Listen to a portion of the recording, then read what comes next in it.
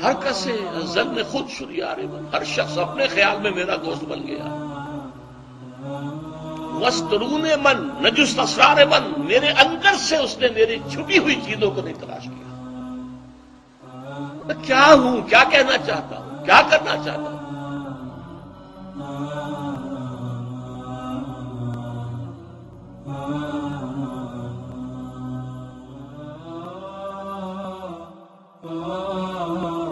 مرا یاراں غزل خان شمندر، مجھے لوگوں نے ایک غزل خان سمجھ لیا، شاعر سمجھ لیا. میں جس طرح سے مجھے بھی بس ایک مدرس سے قرآن سمجھ لیا. میری اصل زندگی کس کام میں بیتی ہے، میرے اصل مقاصد کیا تھے، میرے اصل ہدف کیا تھے، اور ہے اللہ کا فضل ہے، ایک شوشے کا فرق نہیں ہے. بسم اللہ الرحمن الرحیم. سائٹ ان سائٹ کے ساتھ میں ہوں عمران بخاری، اور ہمارے آج کے پروگرام میں ہمارے ساتھ موجود ہیں خالد محمود عباسی صاحب. ناظرین، 14 اپریل 2010 جہاں عالم اسلام اور مسلمانان پاکستان بالخصوص ایک بہت بڑے ہمدرد اور بہی خاص سے محروم ہوئے، وہیں پر دنیا ایک بہت بڑے انقلابی سے محروم ہوئی. میں بات کر رہا ہوں ڈاکٹر اسرار احمد مرحوم کی، جو 14 اپریل 2010 کو اس جہان فانی سے کوچ فرما گئے. ہم ان کی شخصیت کا آج ایک تفصیلی ایک جائزہ لیں گے. ہمارے ساتھ موجود ہیں، ہمارے پاس خالد محمود عباسی صاحب ہیں، بہت کلوز رہے ہیں ڈاکٹر اسرار احمد کے، بلکہ ان کے ڈائریکٹ اسٹوڈنٹ رہے ہیں، اور ان کی اس جد و جہد کا بھی حصہ رہے ہیں جس میں ڈاکٹر اسرار احمد اپنی زندگی کے آخری ایام تک لگے رہے. خالد محمود عباسی صاحب، ویلکم ٹو دا پروگرام. میں اس سے پہلے کہ ان کی شخصیت کے خد و خال اور ان کی جو فکر ہے، اس کی جو گہرائیاں ہیں، اس کو ذرا آپ کے سامنے آج عیاں کروں. میں چاہوں گا ناظرین، ان کی جو وفات سے ایک ہفتہ پہلے ایک فیصل آباد میں ایک انہوں نے نشست کی تھی اپنے ساتھیوں کے ساتھ. اس میں انہوں نے کچھ اپنی آنے والی کچھ جو چند دن تھے اس کے بارے میں کچھ پریڈکشن کی تھی. وہ ناظرین ذرا آپ دیکھیے گا. جو ہونا ہے وہ تو اللہ کے علم ہے، ہمارے علم میں نہیں ہے. لیکن میں یہ سوچ کر آیا تھا کہ آپ سے یہ کم سے کم اس اجتماع کی آخری ملاقات ہو جائے، شاید کہ وہ آخری ملاقات بھی ہو، اللہ عالم. اور پھر مجھے حضور کے وہ الفاظ یاد آئے کہ جو حجۃ الوداع کے موقع پر حضور تشریف فرما تھے اور کہہ رہے تھے کہ مجھ سے مناسک سیکھ لو، خذوا عنی مناسککم فانی مغموس. مجھ سے جو مناسک ہیں ان کے بارے میں کوئی سوال کرنا ہو تو کر لو، اس لیے کہ میں شاید میرا اب وقت آ گیا ہے اور روح میری قبض ہونے والی ہے. فإنی مقموس.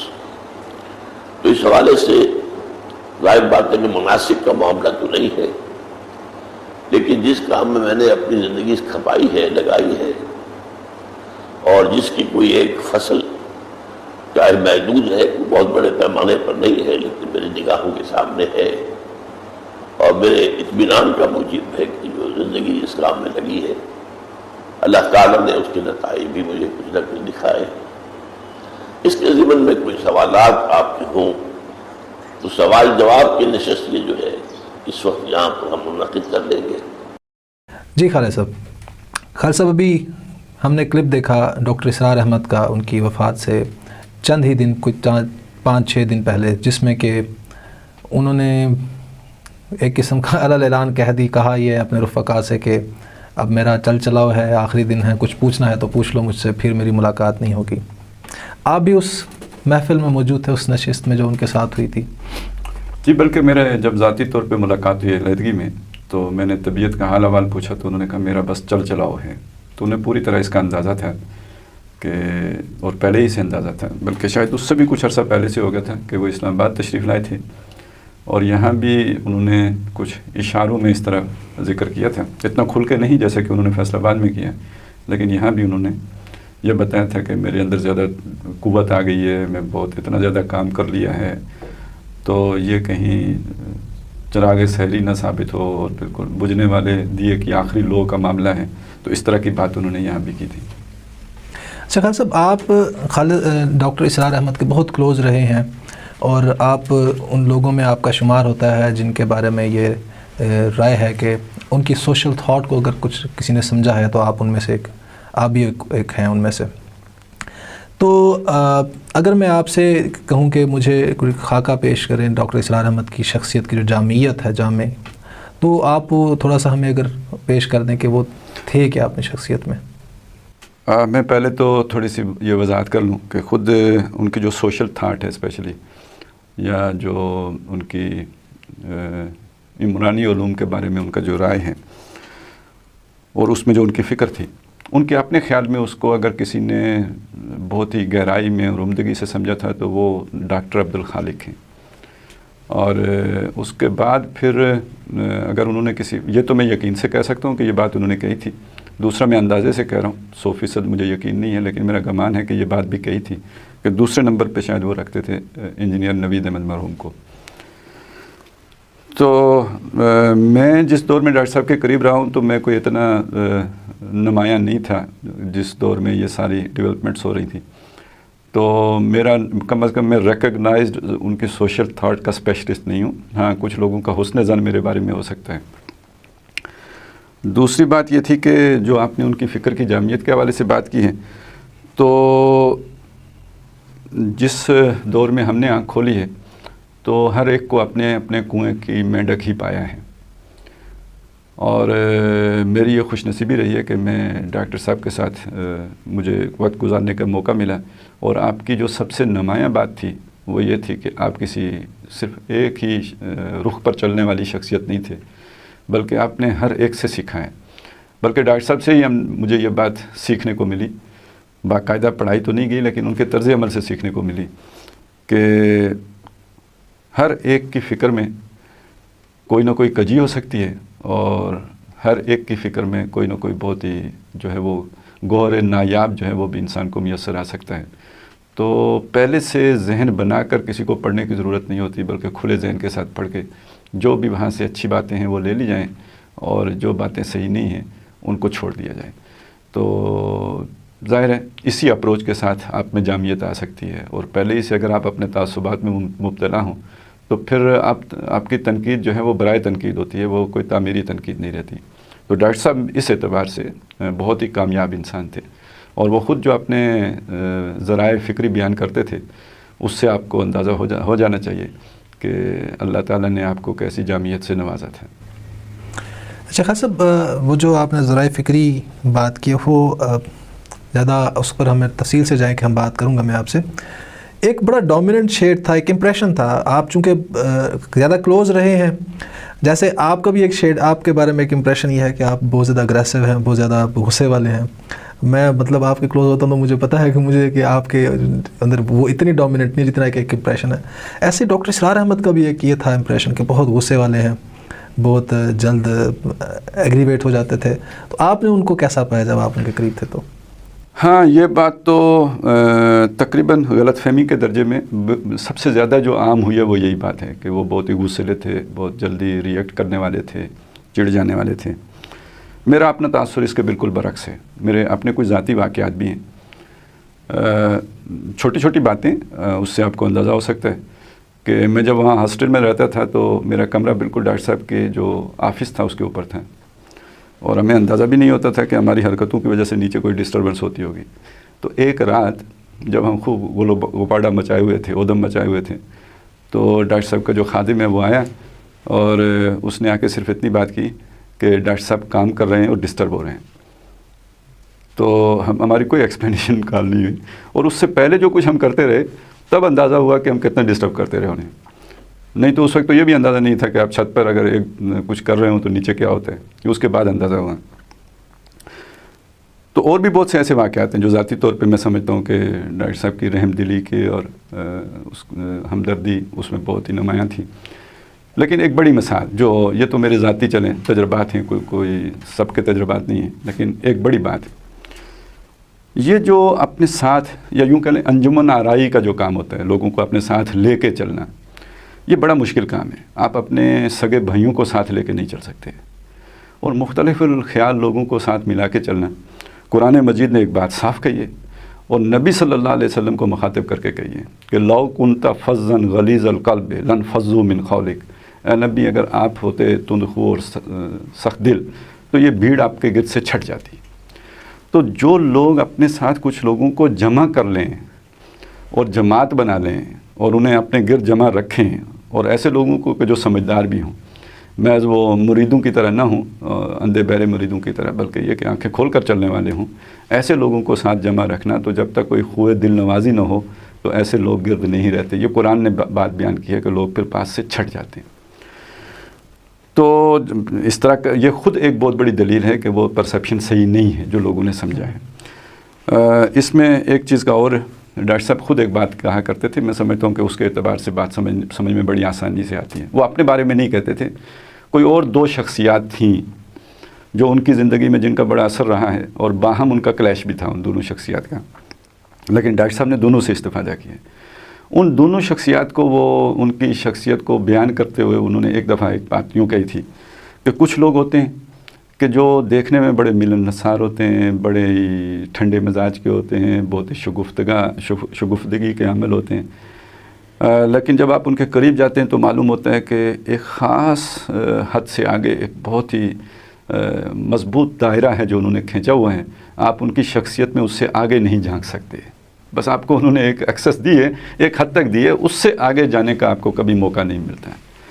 اس کے برعکس کچھ لوگ ہوتے ہیں جن کی پرسیپشن یہ ہوتی ہے کہ بہت ہی تند مزاج ہیں، بہت بدخو ہیں اور غسیلے ہیں، بھڑکیلے ہیں، لیکن اگر آپ ان کے قریب چلے جائیں تو وہاں کوئی بندش ہوتی نہیں، کوئی بیریئر ہوتا نہیں، اور وہ بالکل آپ کو اپنی گہرائیوں تک رسائی دے دیتے ہیں. تو میرا خیال ہے ڈاکٹر صاحب دوسری طرح کی شخصیت تھے، اور یہ قدرتی کی طرف سے ایک ہوتا ہے کہ ان کی پرسیپشن ایسی بن جاتی ہے کہ بہت ہی روبدار ہیں، لیکن یہ کہ اگر آپ کو قریب رہنے کا موقع ملا ہو تو بہت ہی ملنسار، بہت ہی یعنی کوئی شے مخفی رکھنے والے نہیں، بہت ہی کھلے انسان تھے. بالکل ان کی کوئی شے سیکرٹ تھی نہیں، سب کچھ کھلا تھا. لیکن یہ کہ بظاہر بعض لوگ جو بہت ہی ملنسار معلوم ہوتے ہیں وہ ہوتے ایسے نہیں ہیں. خان صاحب، یہ ایک خواب ڈاکٹر صاحب کی خوبی جو میں نے اپنی زندگی میں جو ان کو مطالعہ کیا ہے، میں نے ان کو جو اس میں دیکھا ہے، وہ یہ تھا کہ بہت بڑی شخصیت ہیں. ناظرین، وہ آج ہم آپ کے سامنے جب کھولیں گے تو آپ کو خود اندازہ ہوگا کہ کتنی بڑی شخصیت ہے اس صدی کی، جس کو کہ جو کہ اگنورڈ ہے. خان صاحب، ان کی ایک بڑی خصوصیت نظر آتی ہے کہ وہ غلطی کوئی کرتے تھے تو غلطی فوراً ایڈمٹ بھی کر لیتے تھے، اس کو جسٹیفائی نہیں کرتے تھے. آپ کے سامنے بھی کوئی ایسا اتفاق ہوا، کوئی ایسی بات، کوئی ایسا ایونٹ جو آپ کے اپنے پرسنل ایکسپیرینس میں ہوا ہو؟ بہت دفعہ ہوا ہے. مطلب انہوں نے بہت سے کام کیے ہیں جن کو بعد میں کہا ہے کہ یہ ٹھیک نہیں ہوا ہے. وہ ضیاء الحق کی شورا میں چلے گئے، اگرچہ کہ 2-3 مہینے کے بعد استعفیٰ دے کے واپس آ گئے، لیکن ہمیشہ اس کا ذکر کرتے تھے. اور ظاہر ہے یہ میرے ان سے تعلق سے بھی پہلے کی بات ہے، لیکن یہ کہ میں نے ان کی زبان سے کوئی 20 مرتبہ سنا ہے کہ میں نے یہ کیا تھا، یہ غلط کیا تھا. اسی طرح یہ بھی میرے ان سے تعلق سے پہلے کی بات ہے، کوئی شریعت محاذ بنا تھا ضیاء الحق صاحب کے ہی دور میں، اور جنوجو صاحب کی حکومت تھی اس دور میں، اور سمیع الحق صاحب کی جماعت کے لوگوں نے اس کو انیشیٹ کیا تھا. تو اس میں بھی ڈاکٹر صاحب نے کوئی شمولیت اختیار کی تھی، اس کو بھی بتاتے تھے کہ یہ بھی ٹھیک نہیں تھا. تو اس طرح ڈاکٹر صاحب نے بہت ساری چیزوں کو ببانگ دہل کا لوگوں کے سامنے کہا کہ یہ ہماری ایکسٹرا کریکولم ایکٹیویٹی تھی، یہ ہمارا ٹھیک فیصلہ نہیں تھا، اور اس کو ہم واپس کرتے ہیں. تو اس طرح ہوئے. اسی طرح ایک بہت امپورٹنٹ تھا، کسی دور میں ڈاکٹر صاحب جو تھے وہ طالبان کو بھی سپورٹ کرتے رہے، اور پھر بعد میں انہوں نے یہ بھی کہا کہ یہ بھی میرا مس ایڈونچر تھا. وہ ایک خاص پہلو سے ہے، وہ بحثیت مجموعی نہیں ہے، وہ صرف اس اعتبار سے ہے کہ یعنی وہ اس حد تک چلا گیا تھا معاملہ کہ جی فرض کریں اگر انہیں ہماری ضرورت ہو تو ہم وہاں، جیسے صوفی محمد صاحب گئے ہیں تو اس طرح کا کوئی جاننا ہو تو اس چیز کو، یعنی اس چیز کا سوچنا اور اس طرح کا خیال، یہ ذرا تھوڑا سا گویا چیز وہ غلطی والی بات تھی. باقی یہ کہ ان کی ایفرٹ یا جو بھی ان کی قربانی یا جو ان کا ایثار ہے، اس کی ڈاکٹر صاحب نے ہمیشہ قدر کی ہے زندگی کے آخری لمحات تک. البتہ جہاں تک ان کی آئیڈیالوجی کا تعلق ہے، وہ ڈاکٹر صاحب کی خواہش یہ تھی، اور وہ ان سے اچھے تعلقات چاہتے بھی اس لیے تھے تاکہ ان کی اس جو آئیڈیالوجی کی کمی ہے اس کو پورا کیا جا سکے. یہ جو ڈاکٹر صاحب کی کتاب تھی عصر حاضر میں نظام خلافت کے خد و خال، اس کا فارسی میں ترجمہ کروا کے انہوں نے وہاں بھجوایا تھا، تاکہ ان لوگوں کو یہ معلوم ہو کہ آج کے دور میں یہ اس قالب میں آپ اسلام کو پیش کر کے دنیا سے نہیں منوا سکتے، بلکہ اس کے لیے نیا قالب آپ کو بنانا پڑے گا. روح وہی ہونی چاہیے، جسد نیا بنانا پڑے گا. وہ جو نیا جسد ہے در حقیقت اس کو بیان کیا تھا ڈاکٹر صاحب نے اس کتاب میں، اور وہ اسے فارسی میں ٹرانسلیٹ کروا کے انہوں نے افغانستان بھجوائی تھی.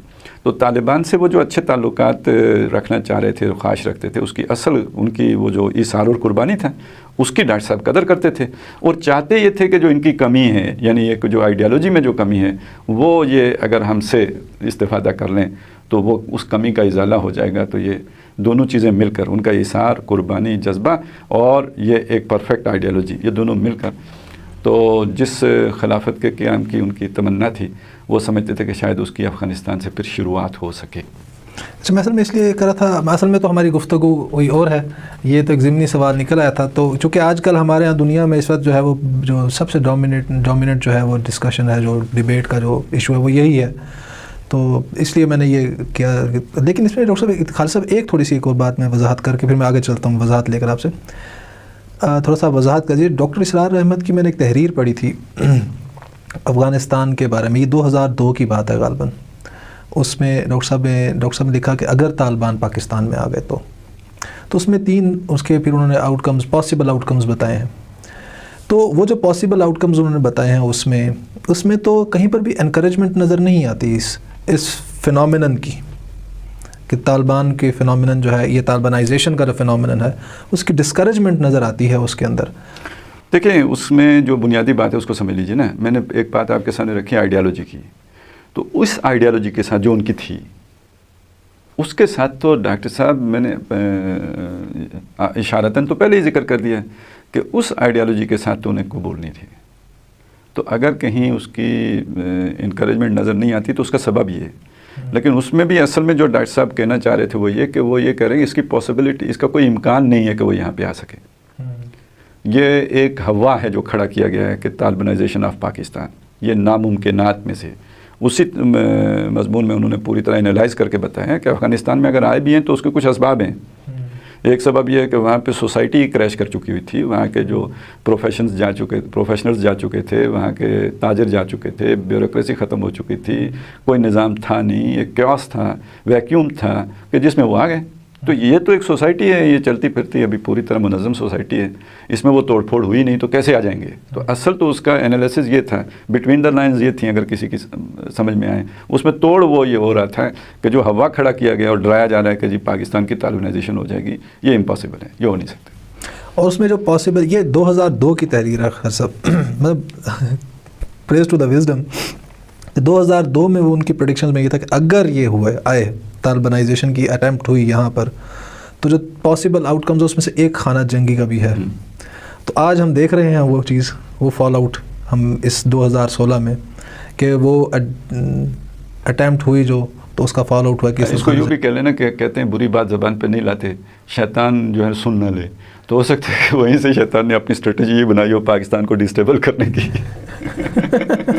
اچھا چلیں، میں اپنے اصل موضوع کی طرف اب آتا ہوں خالد صاحب.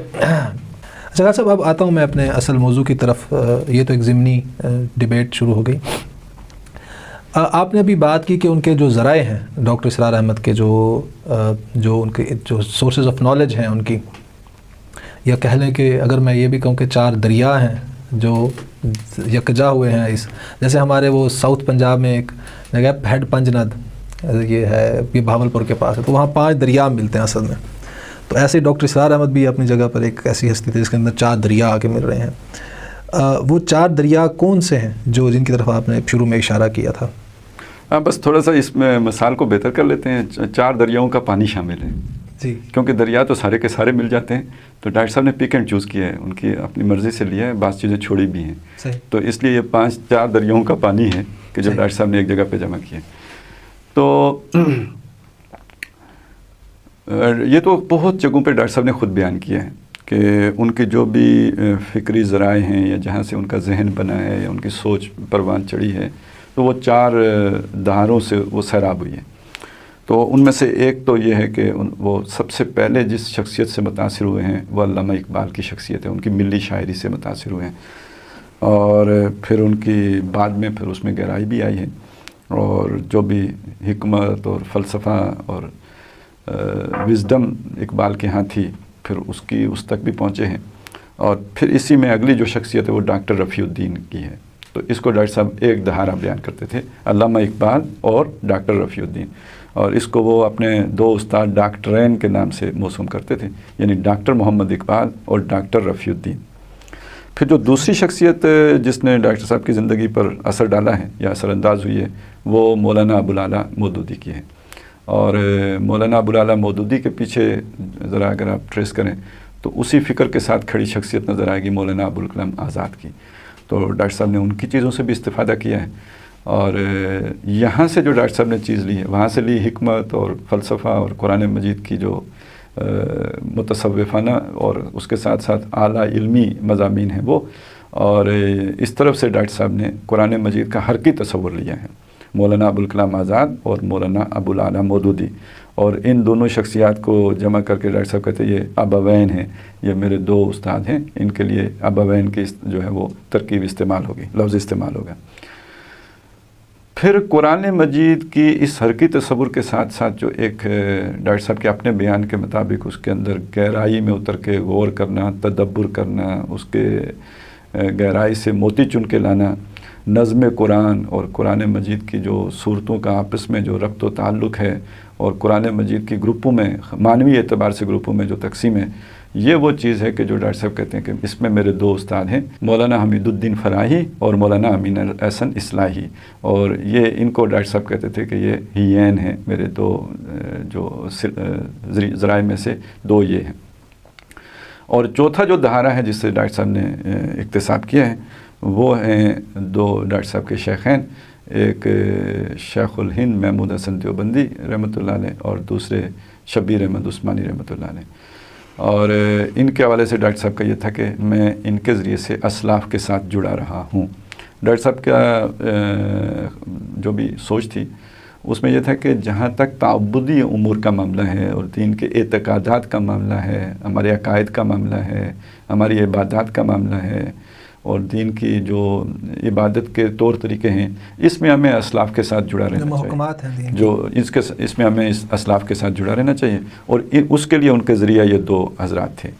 اور باقی یہ کہ جو تحریکی فکر ہے اس کے لیے وہ ابوالکلام اور مولانا مودودی، اور قرآن مجید میں گہرائی میں اتر کر غور و فکر کرنے کے حوالے سے اصلاحی صاحب اور مولانا حمید الدین فراہی. اچھا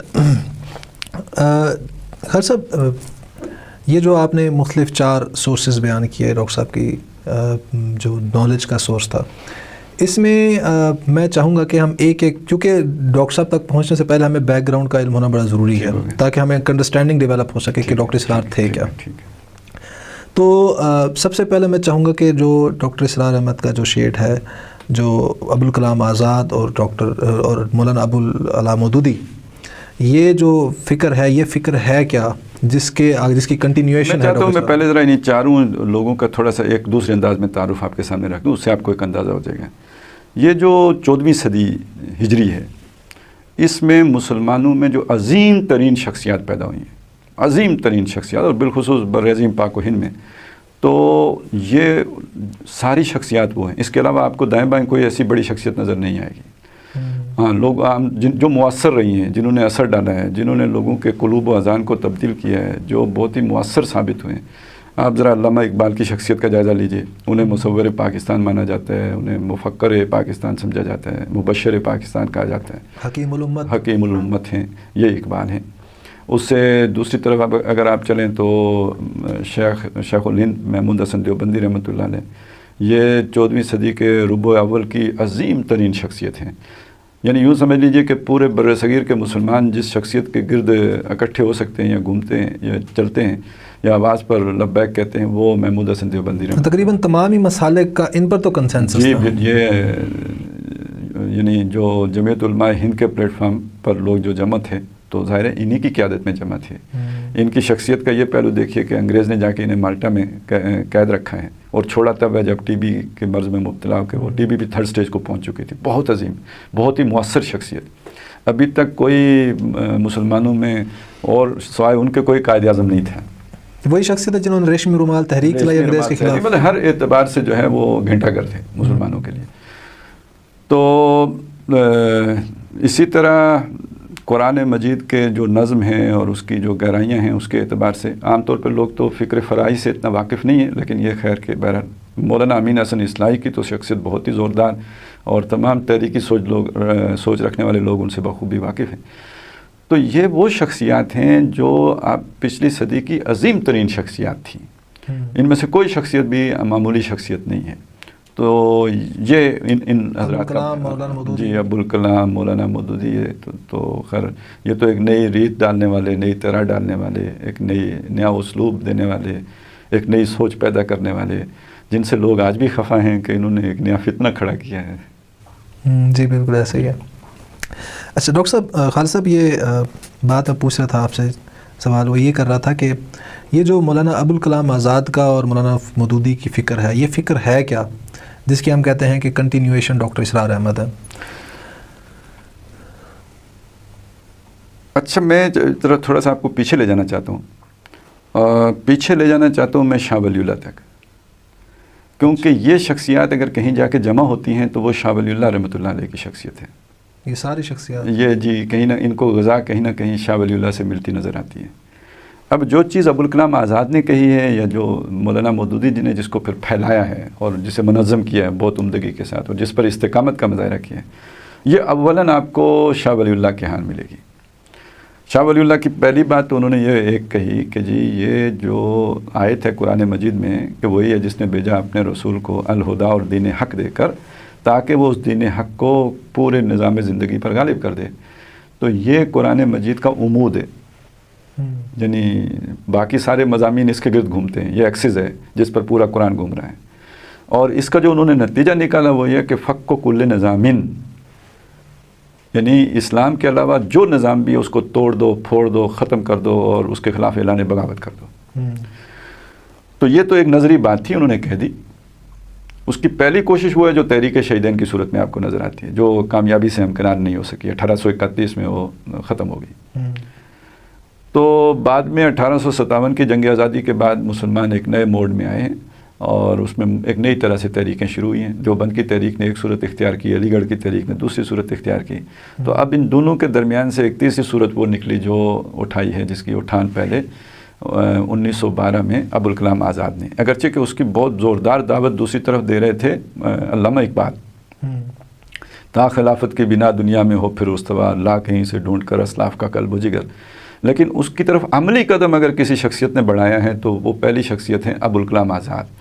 اور انہوں نے حزب اللہ بنائی ہے، اور حزب اللہ بنانے کا مقصد یہ بیان کیا کہ ہم حکومت الہیہ قائم کرنا چاہتے ہیں. ذہن میں رکھیے کہ ایسا نہیں تھا کہ وہ خلافت راشدہ کی اصطلاح سے واقف نہ ہوں یا خلافت کے لفظ کو جانتے نہ ہوں، یہ سب یا یہ کہ قرآن مجید پڑھتے نہ ہوں. ابوالکلام کی تو تحریروں میں قرآن مجید گویا پرویا ہوتا تھا. تو ان ساری اصطلاحات سے واقف ہونے کے باوجود وہ ایک نئی اصطلاح وضع کر رہے ہیں. تو وہ تفہیم کے لیے، افہام و تفہیم، تاکہ لوگوں کو سمجھ آئے. اصطلاحات تو ہوتی ہیں پیغام رسانی کا ذریعہ ہیں، تو یہ بلاکیج پیدا کرنے کے لیے تو نہیں ہوتی. تو آپ ایک ایسی اصطلاح لے آئیں کہ جو پیغام نہ پہنچا سکے تو اس سے بہتر ہے آپ وہ اصطلاح لائیں کہ جس سے آپ پیغام پہنچا سکتے ہوں. یعنی جیسے اب آج سے 300 سال پہلے کی اردو کی لینگویج ہم اگر آج پڑھیں تو ہمیں سمجھ نہیں آئے گی. تو آپ کو ایک تو یہ کام کرنا ہوگا. دوسری بات یہ تھی کہ شاید کلیش سے بچنے کے لیے بھی آج ہمیں سمجھ آتی ہے کہ خلافت کے لفظ سے لوگ کتنا جو ہے وہ ڈرنا شروع ہو جاتے ہیں. تو اس وقت تو انگریز یہاں پہ بیٹھا ہوا تھا اور اسے خلافت ایک آنکھ نہیں باتی تھی. تو بہرحال اس لیے حکمت عملی کے طور پر انہوں نے حکومت الہیہ کی اصطلاح استعمال کی. مطلب یہ تھا کہ مسلمان کی زندگی کا مقصد یہ ہے کہ وہ کھڑا ہو اور اللہ کے دین کو قائم کرے، اللہ کو بڑا کر دے، جیسے آسمانوں پر بڑا ہے زمین پر اس کی بڑائی کو قائم کر دے. یہ ہیں ابوالکلام. اور پھر یہی بات لے کر مولانا مودودی اٹھے اور انہوں نے پھر اس پر ایک بہت زوردار جماعت بنائی ہے، بہت زوردار تحریک چلائی ہے. اور ایک وقت میں تو یہ مولانا مودودی سے مولانا ابوالکلام آزاد جو ہیں وہ ان سے یہ کام پھر مولانا مودودی میں شفٹ کیسے ہو گیا حضرت صاحب؟ اصل میں یہ اب ایک حادثہ ہی کہیے اسے کہ 1912 سے 1920 تک مولانا ابوالکلام آزاد نے تو بہت زوردار اس کے لیے مہم چلائی ہے. اور جب شیخ الہند قید سے واپس آئے ہیں تو انہوں نے کوشش کی ہے کہ لوگ امام الہند مان لیں، ابوالکلام آزاد کو علماء مان لیں، اس لیے کہ یہ ابوالکلام تھے جنہوں نے شیخ الہند کو ریشمی رومال تحریک چلانے سے منع کیا تھا. اور اب انہیں اندازہ ہو گیا کہ وہ چلانا جو ہے وہ بے سود ثابت ہوا ہے، تو اس سے ان پر کھلی یہ بات کہ ابوالکلام میں وزڈم ہے، یہ زمانے سے واقف ہیں، تو یہ امامت کے حقدار ہیں اور اہل ہیں. لیکن یہ کہ یہ اس وقت کے علماء کی سمجھ میں بات نہیں آئی، اور اس وقت علماء کا عوام کے اوپر اتنا اثر و نفوذ تھا کہ اگر علماء متاثر نہیں ہوتے تو آپ کے لیے کوئی سپیس بننے کا امکان نہیں ہے. تو مولانا ابوالکلام مایوس ہو کے کانگریس میں چلے گئے، اس کام کو چھوڑ گئے، وہ جگہ ہی خالی رہ گئی. اس اعتبار سے آپ انہیں ان کی شرافت کہہ لیں کہ کام چھوڑا تو صاف چھوڑ دیا، ایسا نہیں کہ چھوڑ بھی دیا اور کہہ رہے ہوں کہ نہیں میں نے پکڑا ہوا ہے. تو اس کی وجہ سے مولانا مودودی کے لیے ویکیوم بنا، اور انہوں نے پھر اس جگہ کو 1932 میں پہلی کتاب لکھی ہے الجہاد فی الاسلام، اور پھر آگے بڑھ کر. اور یہ مولانا مودودی کو بھی انڈیا سے، ہندوستان سے پاکستان لینا، اس وقت تو پاکستان نہیں بنا تھا لیکن جو موجودہ پاکستان کا جو یہ ٹیریٹری ہے ادھر لانے والی شخصیت اقبال ہی تھے. جی اقبال ہی ہیں، اور اس کی وجہ سمجھ لیجئے اقبال یہ سمجھتے تھے وہ بات جو مولانا مودودی کہہ رہے ہیں، لیکن جو بات خود جماعت کے حلقوں میں نہیں سمجھی جا سکی وہ بھی اقبال کو سمجھ آ رہی تھی. بات یہ تھی کہ جو مولانا مودودی نے بیان کیا ہے کہ جناب جب تک آپ کے پاس ایک نظریاتی صالحین کی جماعت نہ ہو آپ ایک اسلامی سوسائٹی اور اسلامی حکومت قائم نہیں کر سکتے. پہلے وہ جماعت بنانی پڑتی ہے جو اس کی اہل ہو. تو آپ یہ جلدی میں اگر اس طرح کا کام کر لیں گے قومی حکومت قائم ہو جائے گی، اسلامی حکومت قائم نہیں ہوگی. جبکہ اس وقت کے حالات کے تناظر میں اگر آپ دیکھیں تو وہ پہلی بات صحیح ہونے کے باوجود آپ نے قومی حکومت بھی قائم کرنے کی جدوجہد مجبوراً کرنی ہے کہ انگریز جا رہا ہے، اور اگر وہ چلا گیا اور ہندوستان کو ہندوؤں کے حوالے کر گیا تو آپ کے لیے وہ اس احیائی عمل کو جاری رکھنا بھی ممکن نہیں رہے گا. تو گویا ایک آئیڈیلزم ہے، ایک ریئلزم ہے. تو اقبال دونوں کو ساتھ لے کے چلنا چاہ رہے تھے. تو ریئلسٹک اپروچ میں انہیں مسلم لیگ کی تحریک جو ہے وہ بھاتی تھی، انہوں نے اس کو بھی سپورٹ کیا ہے، اور وہ سمجھتے تھے کہ اصل بات وہ ہے جو مولانا مودودی کہہ رہے ہیں، اس لیے ان کو بھی فیسیلیٹیٹ کیا ہے، انہیں لا کے یہاں پہ آباد کیا. اور اقبال نے خیر ڈاکٹر خالد صاحب وہ جو اپنی آخری ایام تو اس میں کوئی جماعت بھی بنائی تھی، وہ بنائی ہے کوئی شباب المسلمین کے نام سے ہے، لیکن یہ کہ بہرحال وہ کوئی گمنامی رہی ہے، وہ آگے تو نہیں چل سکی. تو بہرحال اس کام کو پھر پوری آن بان شان کے ساتھ اگر کسی نے کیا ہے تو وہ مولانا مودودی ہے.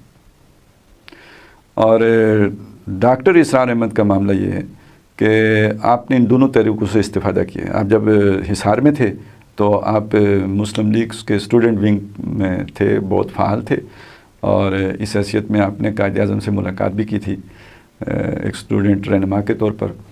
اور اسی دور میں آپ مولانا مودودی کی کتاب اور خاص طور پہ جو ان کی تفسیر تفہیم القرآن ترجمان القرآن میں آ رہی تھی اس سے بھی استفادہ کرتے رہے.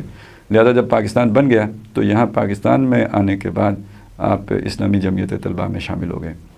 تو لیکن یہ کہ 1957 میں آپ نے جماعت اسلامی اس بنا پہ چھوڑ دی کہ یہ پاور پالیٹکس میں جانے کے بعد اب یہ انقلابی جماعت نہیں رہی ہے. اور جمعیت میں بھی جب یہ رہے ڈاکٹر صاحب اپنے طالب علمی کے دور میں تو ناظم اعلیٰ تھے، ان کے ناظم اعلیٰ تک پہنچے ہیں، اور اس کے بعد ریزائن کیا، چھوڑ دیا، پھر جماعت میں شامل ہوئے اور جماعت کے رکن بھی رہے ہیں اور منٹگمری کے امیر بھی رہے، یعنی جو موجودہ سائیوال ہیں.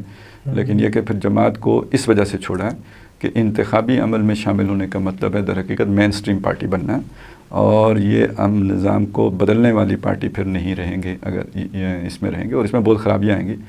اور یعنی ڈاکٹر اسرار احمد کے نقطہ نظر سے جو 1920 میں ابوالکلام آزاد نے اعلانیہ جس کام کو چھوڑا تھا اس کو انتخابات میں حصہ لے کر بغیر اعلان کیے اس کام سے جماعت اسلامی نے پسپائی اختیار کر لی. یہ سوچ ڈاکٹر صاحب کی بنی.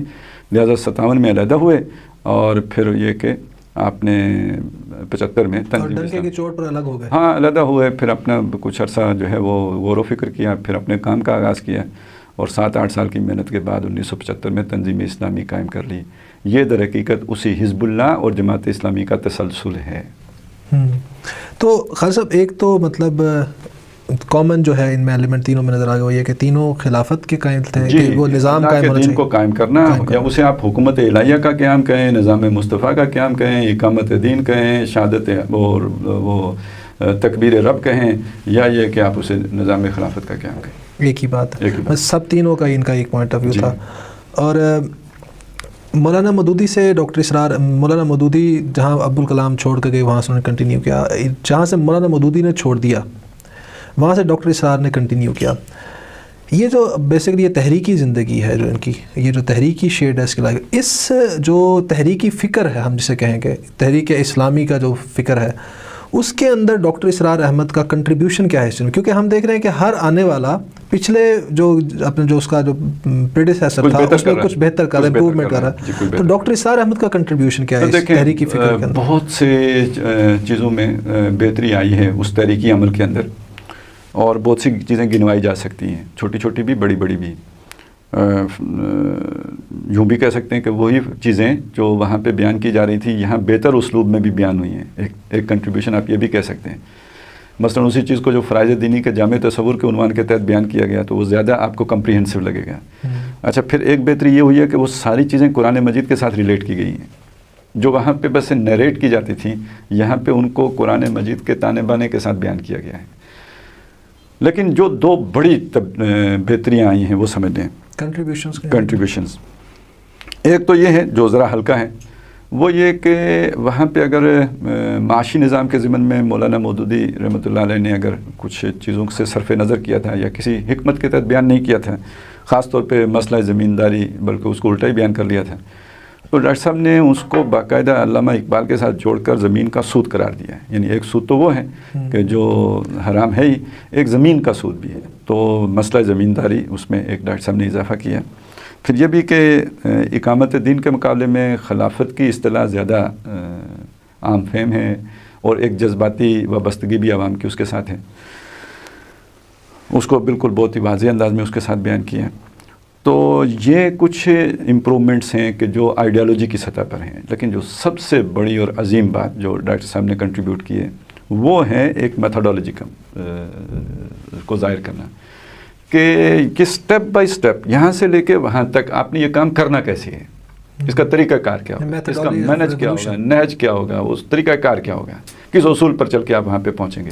اس کو ڈاکٹر صاحب نے اخذ کیا ہے نبی کے کریم صلی اللہ علیہ وسلم کی جدوجہد کے ذریعے سے۔ اب ذرا سوچئے، ذرا واپس شاہ ولی اللہ پہ چلیے، جن کا دعویٰ یہ ہے کہ قرآن مجید کا ایکسس یہ آئے تھے وَالَّذِي أَرْسَلَ رَسُولَهُ بِالْهُدَىٰ وَدِينِ الْحَقِّ لِيُظْهِرَهُ عَلَى الدِّينِ كُلِّهِ وَلَوْ كَرِهَ الْمُشْرِكُونَ، جو مجسم قرآن ہے یعنی محمد رسول اللہ صلی اللہ علیہ وسلم، انہوں نے اس آیت پر عمل کرنے کے لیے جو طریقہ کار اختیار کیا ہے، اس کا اساسی منہاج کیا ہے، اس کا جو ہے پہلا مرحلہ، دوسرا، تیسرا، چوتھا، پانچواں، چھٹا کیا ہے، اس میں بنیادی مراحل کیا کیا ہیں، یہ ساری چیزیں ان پر کما حق ہو عمل پیرا اگر کوئی شخصیت ہوئی ہوگی پوری تاریخ میں تو وہ محمد رسول اللہ کی صلی اللہ علیہ وسلم۔ تو حضور کی سیرت سے اخذ کر کے منہج انقلاب نبوی کے عنوان کے تحت جو ڈاکٹر صاحب نے اس کو عصر حاضر کے ساتھ جوڑ کر منطبق کر کے اور اس کے ساتھ بالکل ہم آہنگ کر کے بیان کیا ہے، یہ صرف ہندوستان کی اور پاکستان کی حد تک ہی نہیں، پورے عالم اسلام کی حد تک اتنا بڑا کنٹریبیوشن ہے۔ آج اگر دیکھیے جذبے میں کوئی کمی نہیں ہے امت مسلمہ کے اندر، اگر لوگ لہو دے رہے ہیں، خون دے رہے ہیں، تو جذبہ تو ہے دے رہے ہیں، لیکن مس ڈائریکٹڈ ہے کہ وہ اس نہج پہ نہیں ہے اور اس وجہ سے نتیجہ خیز نہیں ہو رہا ہے۔ تو یہ آج کی ضرورت ہے در حقیقت امت مسلمہ کی، جو ڈاکٹر صاحب نے پوری کی ہے۔ صحیح۔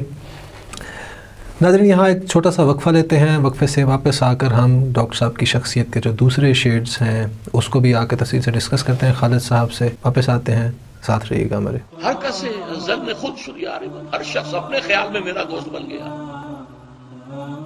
وَاسْتُرُونِ مَن نَجُسْ أَسْرَارِ مَن، میرے اندر سے اس نے میری چھپی ہوئی چیزوں کو نہیں تلاش کیا۔ میں کیا ہوں، کیا کہنا چاہتا ہوں، کیا کرنا چاہتا ہوں۔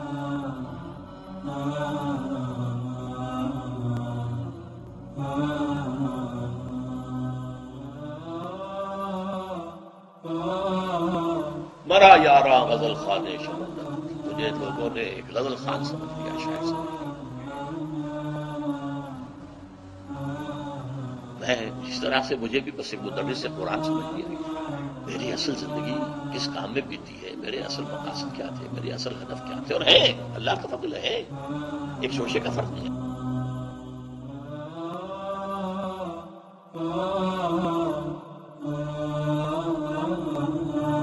ویلکم بیک ناظرین۔ وقفے پہ جانے سے پہلے ہم ڈاکٹر اسرار احمد صاحب کی شخصیت کے مختلف شیڈز کی بات کر رہے تھے۔ ہم نے پہلا شیڈ ڈسکس کیا اس کا جو ان کا سورس آف نالج تھا، مولانا ابوالکلام آزاد اور مولانا ابوالعلا مودودی۔ خالد صاحب، دوسرا شیڈ جو آپ نے ان کا بتایا وہ آپ نے بتایا کہ जिनको हियान डॉक्टर साहब आप ख़ुद बयान किया करते थे, डॉक्टर इसरार के, हमीदुद्दीन फ़राही और अमीन हसन इस्लाही साहब।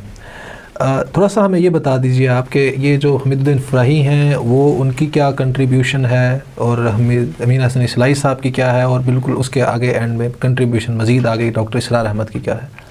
देखिए, ये तो तफसीर मौलाना अमीन हसन इस्लाही ने भी लिखी है, कुछ चीज़ें जो हैं वो कुरान मजीद के हवाले से हमीदुद्दीन फ़राही साहब की भी आम हुई हैं। लेकिन असल बात जो है वो ये कि इन्होंने जिस चीज़ की तरफ जो नई बात कही है वो ये है कि इन्होंने कुरान मजीद के नज़म की बात की है। इन्होंने कहा जी कुरान मजीद को 7 ग्रुप्स में तकसीम किया है, मक्की और मदनी के। हमीदुद्दीन फ़राही जी, कि इस एतबार से, तदब्बुर के एतबार से 7 ग्रुप बनाए हैं उन्होंने, कि हर ग्रुप का शुरू किसी एक या एक से ज़ायद मक्की सूरत से होता है और इख्तिताम पे कोई एक या एक से ज़ायद मदनी सूरत होती है। इस तरह 7 हिस्सों में तकसीम किया। हर ग्रुप का अपना एक उमूद है और उसकी सारी सूरतें दर हकीकत उस उमूद के गिर्द घूम रही होती हैं। फिर दूसरी जो अहम बात उन्होंने बताई वो ये कि सूरतें आपस में जोड़ा है, और यानी जो 2 मुत्तसिल सूरतें हैं उनका आपस में एक ज़ौजैन का ताल्लुक़ होता है, दोनों मिल के एक मज़मून की तकमील कर रही होती हैं। तीसरी शय ये कि हर सूरत का अपना एक मरकज़ी मज़मून होता है। तो ये चीज़ें तदब्बुर कुरान के एतबार से बहुत यानी नए उसूल हैं जो उन्होंने वज़ा किए हैं। इसी पर फिर मौलाना अमीन हसन इस्लाही ने अपनी तफसीर लिखी है, तो तदब्बुर कुरान, और डॉक्टर साहब ने इस उसूल से बड़ा इन उसूलों से रहनुमाई ली है। आप बहुत ही मोतरफ़ थे मौलाना अमीन हसन इस्लाही की उस किताब मुबादी तदब्बुर कुरान के, और उनके दो शाहकार किताबों का जिक्र करते थे, एक मुबादी तदब्बुर कुरान और दूसरी दावत दीन और उसका तरीक़ाकार। तो इसी तरह चूँकि मौलाना अमीन हसन इस्लाही का मामला ये हुआ कि वो मौलाना मौदूदी के साथ भी उस काम में, इकामत दीन के काम में जुड़े, तो मौलाना अमीन हसन इस्लाही का फिर उसमें कंट्रीब्यूशन ये है कि उन तमाम इस्तिलाहात को जो मौलाना मौदूदी के यहाँ मुस्तामिल थी उनको कुरान मजीद की इस्तिलाहात से तब्दील किया। यानी हुकूमत इलाहिया की इस्तिलाह की जगह इकामत दीन की, शहादत हक़ की जगह पे शहादत अलन्नास, तो जो कुरानी इस्तिलाहात थी उनको लेकर आए। तो गोया उसमें एक खालिस कुरानी फ़िक्र को उसमें डाला। मौलाना अमीन हसन इस्लाही ने इसी फ़िक्र को बयान करने के लिए मुख्तलिफ़ तरबियती कोर्सों में कुरान मजीद के बाज़ मुंतखब मकामात के दर्स भी दिए। फिर उसी पे डॉक्टर इसरार अहमद ने अपना मुंतखब निसाब मशहूर ज़माना जिसको कि उन्होंने बहुत मरतबा बयान भी किया है, उसको मरतब किया। यानी उसकी शुरुआत मौलाना अमीन हसन इस्लाही से हुई, लेकिन उसमें तफसील का रंग और कुछ मज़ीद मकामात का इजाफ़ा वो डॉक्टर साहब ने किया। तो दूसरी तरफ अगर आप देखें कि डॉक्टर साहब ने अपने लिए जिस अंदाज़ को इख्तियार किया है, उसलूब को, अंदाज़ को, जो अपनी बात पहुँचाने के लिए, तो वो हर एतबार से वही है जो दावत दीन और उसके तरीक़ाकार में बयान हुआ है, जो अमीन हसन इस्लाही की किताब में बयान हुआ है। तो गोया डॉक्टर साहब ने अपने सारे उस दावत के नहज और मनहज के लिए रहनुमा उस किताब को माना है और बनाया है। लिहाजा डॉक्टर साहब ने कभी यानी वो अवामी अंदाज़ इख्तियार नहीं किया, बल्कि आपने कुछ जो भी माशरे के बासर तबकात हैं उनको मुखातब करने की कोशिश की है। यानी आप एक एक चीज़ को उठा के देखेंगे तो डॉक्टर साहब की सारी दावत का उसलूब जो है वो मालूम होता है कि उस किताब के रहनुमा उसूलों के मुताबिक है जो मौलाना अमीन हसन इस्लाही ने तालीफ़ की थी। तो इसके साथ साथ जो है वो मुंतखब निसाब जो खिदमत डॉक्टर साहब ने उसके ज़रिए से की है कुरान मजीद की, और कुरान के पैगाम को चंद मकामात को तकरीबन 2.5 पारे पे वो मुश्तमिल हिस्सा है कि जिसमें फिर डॉक्टर साहब ने उसको बयान किया है। ये जो मुंतखब निसाब था जो बड़ा मशहूर है, डॉक्टर इसरार अहमद की किस्म की पहचान वो मुंतखब निसाब है, जिसका ओरिजिनेटर अमीन हसन इस्लाही साहब थे, और आपने जो बयान किया अभी, और उसमें थोड़ी सी डिटेल्स और ऐड की, कुछ और मकामात को ऐड किया डॉक्टर इसरार अहमद ने। खासा कोई एक मजमून कोई मरकज़ी बयान कर सकते हैं आप कि ये इस पूरे मुंतखब निसाब का जो इन्होंने जो मुरतब किया, इसका मरकज़ी मजमून क्या है, अमूद क्या है जिसके गिर्द ये सारा कुछ घूम रहा है? सब देखिए, 2 चीज़ें समझ लीजिए। पहली बात तो यह कि इसका अगर वो मरकज़, जैसे डॉक्टर साहब ने खुद बयान किया है कि इसमें बीज की हैसियत सूरतुल असर को हासिल है, तो बुनियादी बात इंसान के लिए दुनिया में असल मसला क्या है? निजात हासिल करना। निजात हासिल करने के लिए उस रास्ते पर चलना कि जो अल्लाह ताला ने बताया है कि ये आपको निजात तक पहुंचाने वाला है। बाकी सारे रास्ते आपको खाई में गिराने वाले हैं। मंज़िल मुराद तक पहुंचाने वाला ये रास्ता है। तो वो रास्ता है दर हकीकत जिसका तयन सूरतुल असर कर रही है, ठीक है। और उसके जो लैंडमार्क्स हैं, जो संगहाय मेल हैं वो हैं कि जो जिसे ईमान, अमल साले, तवासिबिल हक और तवासिबिल सब्र कहेंगे। अब ईमान को कुरान मजीद ने कहाँ कहाँ किस किस तरह डिफ़ाइन किया है, अमल साले को किस किस तरह किया है, तवासिबिल हक को किस तरह किया है, तवासिबिल सब्र को किस तरह किया, ये फिर वो सारे उठा के तो वो डॉक्टर साहब ने उसमें तफसील का रंग भरा, अपने पास से कुछ नहीं कहा। इससे जो चीज़ सामने आ गई तो इसको यूँ समझ लीजिए कि जो आप जन्नत तक जाना चाहते हैं उसके लिए ये रास्ता है जो कुरान मजीद मुअय्यन कर रहा है आपको फलाह तक पहुँचाने के लिए। और इसमें जो बात खुल के और नुमायाँ होकर आई तो वो ये आई कि ये 4 काम आपको करना पड़ेंगे, इसी एक के ज़रिए से आप नहीं बच सकते। सिर्फ एक करके तो आप रुक जाएं और समझें कि ये मैंने हासिल कर लिया तो किफ़ायत कर जाएगा, चारों के चारों करने पड़ेंगे। तो आप ज़रा अपने माहौल और माशरे में देखें, जहाँ पे आप ये तालीम दे रहे हैं तो वहाँ चीज़ लैकिंग क्या है। वहाँ ये समझा जाता है कि जी एक ही आपको अगर ईमान मुयस्सर है तो आप जन्नत में चले जाएंगे, या बहुत किसी ने तीर मार लिया तो अमल साले की हद तक तीर मार लेगा, इससे आगे तो कोई सोच ही नहीं थी। तो आपने कहा नहीं, तवासिबिल हक यानी दीन की इकामत की जो भी करनी पड़ेगी। तवासिबिल हक यानी ये कि वो जो दीन हक है उसकी वसीयत करना यानी उसको कायम करना, इसके बगैर तो तवासिबिल हक की वो मरला पूरा नहीं होता। फिर ये कि उसके नतीजे में जो मुश्किलात हैं उन पर डटना, जमना, सब्र व इस्तिकामत का मुज़ाहरा करना, ये भी दीन के तकाज़ों और निजात की ज़रूरतों में से है। इसी से तो बचने के लिए लोगों ने निजात के लिए नए नए रास्ते निकाले हैं और कोई शॉर्टकट निकाले हैं कि चलें जी आप इतना कर लें, ये कर लें, वो कर लें, इतना जिक्र कर लें, इतने वजीफ़े कर लें तो आपको जन्नत मिल जाएगी। तो ये तो सब इसी से बचने के लिए था और इस माशरे को जो है वो ये भंग पिलाई गई है, तो तभी तो उम्मत का ये हाल हुआ है। तो वो दोबारा असर नो वो सबक इस मुंतखब निज़ाम के ज़रिए से ताज़ा किया कि जो नबी अकरम सल्लल्लाहु अलैहि वसल्लम ने दिया था मक्के में। अच्छा साहब, ये जो अमीर हसन इस्लाई साहब है जिसको डॉक्टर साहब कह रहे हैं कि मेरा सोर्स ऑफ नॉलेज है, इंटरेस्टिंगली हमारे इस वक्त के बड़े मशहूर एक स्कॉलर हैं जावेद अहमद गांधी साहब, वो भी कहते हैं मेरे उस्ताद वही हैं। जबकि डॉक्टर इसरार अहमद को और अगर जावेद अहमद गांधी साहब की फ़िक्र को देखें बिल्कुल एक दूसरे का अपोजिट है। ये अकामत दीन के कायल हैं, वो कहते हैं अकामत दीन कोई फरिज़ा नहीं है, वो खिलाफत के हैं, वो उसके इंस्टीट्यूशन की कोई कायल ही नहीं। वो कहते हैं कि असल में ये होता है कि मौलाना अमीन हसन इस्लाई का कोई जिसे कहें ना कोई मुसल्लमा शागिर्द सामने आया नहीं, तो वो खाली पड़े हुए थे तो जावेद अहमद गांधी साहब ने उनको ओढ़ लिया और बल्कि थोड़ी सी मेहनत भी की उनको ओढ़ने के लिए। वह करना ये कि अगर आप मौलाना अमीन हसन इस्लाई से वाकिफ़ हों उनकी किताबों के ज़रिए से, तो जो तज़ाद आपको डॉक्टर इसरार अहमद और जावेद अहमद गांधी साहब में नज़र आता है वही तज़ाद आपको जावेद अहमद गांधी और मौलाना अमीन हसन इस्लाई में नज़र आएगा। गांधी साहब बहुत बात करेंगे तज़किया नफ्स की, लेकिन तज़किया नफ्स पे जो है 400 से ज़ायद सफ़ात पे किताब मौजूद है मौलाना अमीन हसन इस्लाई की, ज़रा उसको पढ़ के देखें, आपको पता चलेगा कि कहाँ जावेद गांधी साहब का कौन सा तज़किया है। वो तो रियासत के तज़किये की भी बात करते हैं और गांधी साहब तो रियासत के बारे में, बल्कि वो तो कहते हैं कि रियासत का तज़किया ना हुआ हो तो फ़ात का तज़किया हो ही नहीं सकता जी। तो फिर आप ज़रा ख़ुद सोचिए कि फिर क्या निस्बत और क्या ताल्लुक़ बनता है गांधी साहब का उनके साथ। इसी तरह दावत दीन और उसका तरीक़ाकार में वो वाज़े करते हैं कि दावत का मकसद है निज़ाम खिलाफत का क़याम। दावत क्यों, दावत किस लिए, वो एक चैप्टर बांधते हैं इसका। तो ये इस एतबार से मतलब बस कुछ लोग अपनी दुकान चमका रहे होते हैं किसी का नाम इस्तेमाल करके। कोई शख्स ये भी कह सकता है जी मैं डॉक्टर इसरार अहमद का शागिर्द हूँ। मैंने बाद लोगों को सुना है कि उस्ताद मोहतरम डॉक्टर इसरार अहमद, तो मैंने तो कभी उन्हें कस्बे फैज़ हासिल करते देखा नहीं है, और बल्कि ये कि उनकी फ़िक्र तो शायद डॉक्टर साहब की फ़िक्र से हम आंग भी नहीं है। वही मामला है जो इस्लाई साहब और गांधी साहब का है। तो ऐसे शागिर्दों को देख के तो मैं तो माजी के शागिर्दों के बारे में भी शक में पड़ जाता हूँ कि वो जो कहते हैं जी फ़लाँ बुज़ुर्ग के शागिर्द फ़लाँ थे, तो वो भी अगर इसी तरह के हुए तो फिर तो पूरी तारीख़ ही। और वैसे खान साहब ये भी कोई मेयार तो नहीं है किसी के हक़ होने का।